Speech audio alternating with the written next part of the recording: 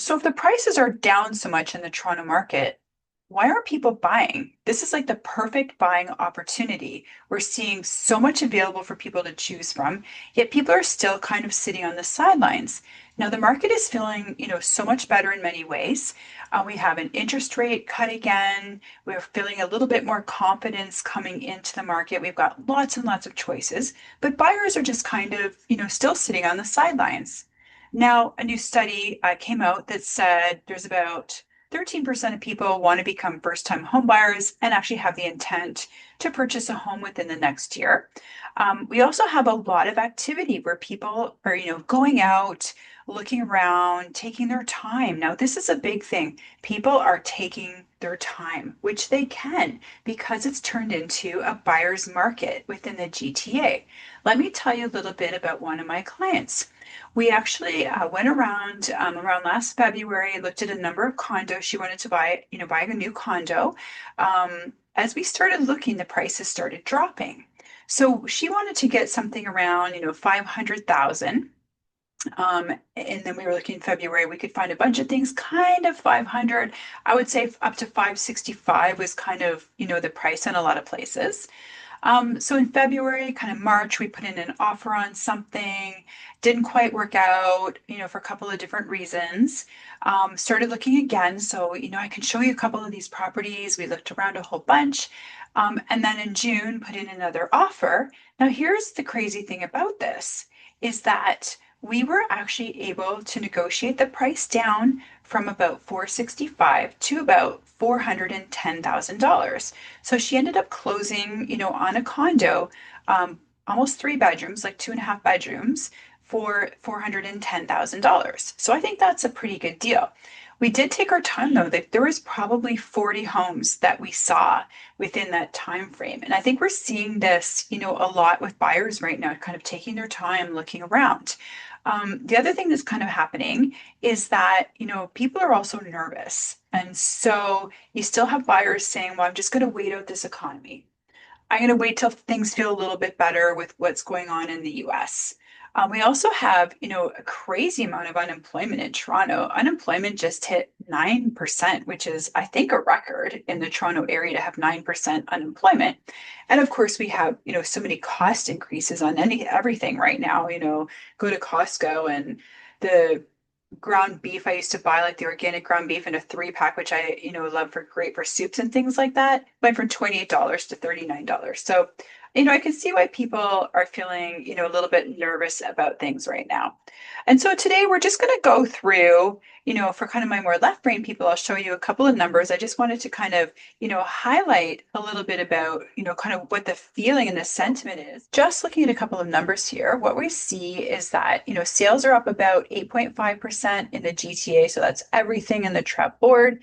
Sales are down, or sorry, price is down about -5%, almost -5%. But if you want to look at kind of by category, it's kind of interesting because detached home sales are up significantly. So are semi-detached sales, especially in Toronto. So I think one of the things that people are most looking for right now is a semi-detached home in the Toronto area. Those are up like 17%. Townhomes are up 39%. Now, keep in mind that only a couple of townhouses sell every month, so it's not a huge category, so it can really swing. In the 905 area, what you're seeing is the sales are actually also up in detached and semi-detached houses. Now, in terms of the actual price, in 416, a detached home, the price is actually pretty flat, whereas it's actually declining about 7% in the 905 area. The price of a semi-detached home went down almost 9% in Toronto and 6% outside of Toronto. And we have the continual fall of condos, which has continued for a long time. So that's kind of interesting. And so I'm just going to also show you really quickly here year over year price drop in terms of average home price by category. So if you look at this kind of this year versus last year, you can see that all four categories have dropped, with semi-detached prices actually dropping the most, which is kind of surprising considering that they are the most popular. Now, I'm going to show you also just something here. This is for my left brainer, so if you're right brain, just give me a second. We'll run through this, or maybe just listen to kind of the story behind it. The blue line here in this chart is the sales, and the red line is the price. So you can see that the sales and the prices went up for the first half of the year, and then they start to really drop down. So you remember how I was saying that if you bought a house in August, you're golden. Well, you can see that that price drop in August is really low. And then the price starts to kind of work its way back up again. And then if you want to just look at the inventory, which is, if all the homes sold in the area, how long would it take to sell all of those homes? Well, you can see that in the city of Toronto, we're sitting almost 5 months of inventory. But as usual, Toronto Central continues to carry the most inventory, and that's because we're still in this gigantic mess with condos. And that's because you've got a lot of condos just sitting on the market. They can't sell. The micro condos can't sell. We have no investors in the market right now. We have no foreign students in the market right now. And the condos are just kind of sitting there. The inventory is just continuing to build. So keep in mind when we look at these numbers, you've got, Toronto inventory is made up significantly of condo numbers. So they do make the market look a little bit worse than it is. Now, I can tell you kind of anecdotally, what's happening is it's also a neighborhood by neighborhood thing, because in a lot of the neighborhoods where people, they have great schools, they have good amenities, they have access to transit, the houses are not crazily priced.